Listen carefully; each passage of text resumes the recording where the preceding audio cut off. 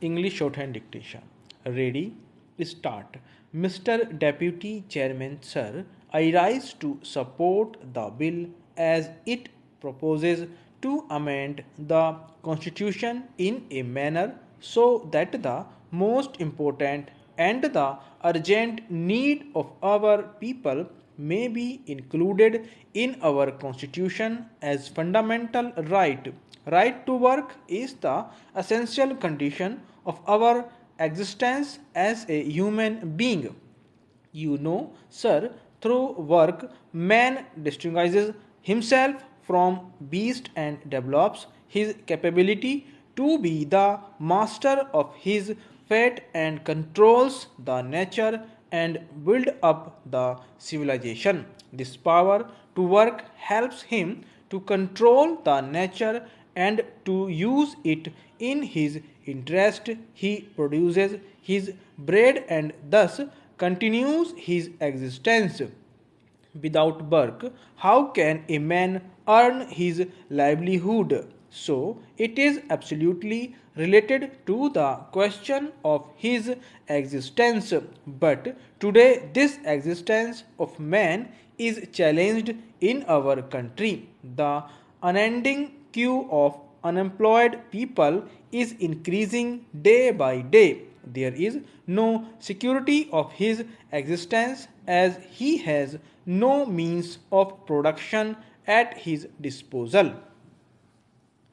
In a developing country like ours, the unemployment problem is the most burning problem. We have no opportunity to work and no right to work. The number of unemployed people registered with the employment exchanges in our country is more than 2 crores, but this is not the real picture. In the rural areas, the uneducated masses of unemployed youth do not register their names with the employment exchange offices. The agricultural laborers, poor peasants from the bulk of the rural are unemployed.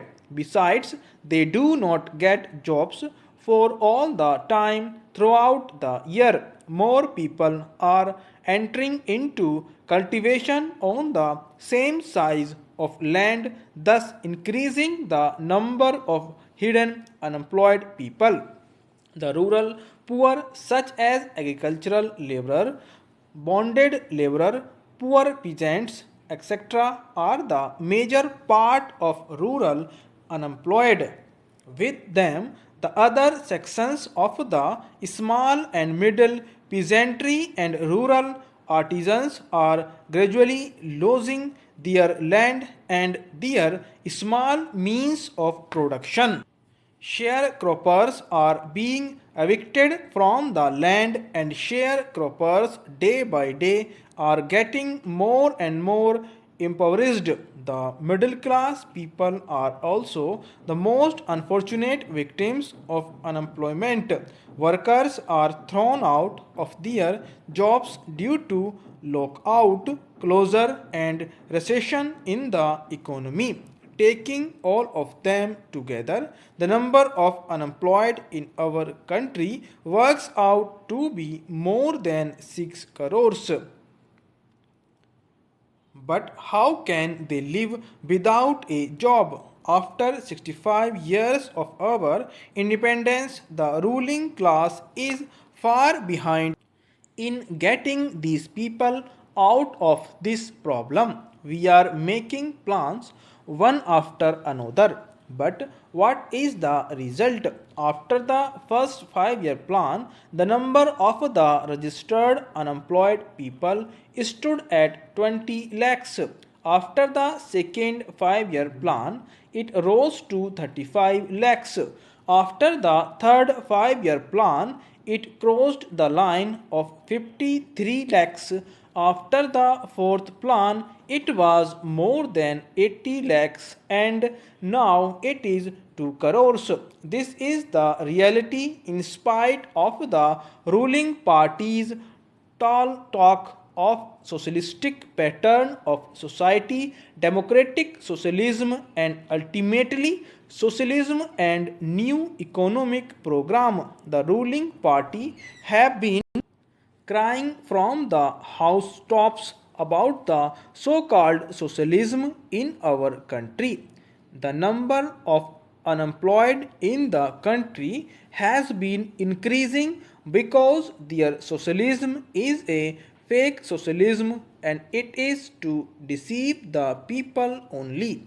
They talk of socialism only because they know people love and like it. People believe that without socialism, unemployment problem cannot be solved. What is socialism? It is only the scientific socialism which is the real socialism and which abolishes exploitation of man by man, which abolishes private property system in the economy, which takes the means of production in the hands of the state and which guarantees the right to work.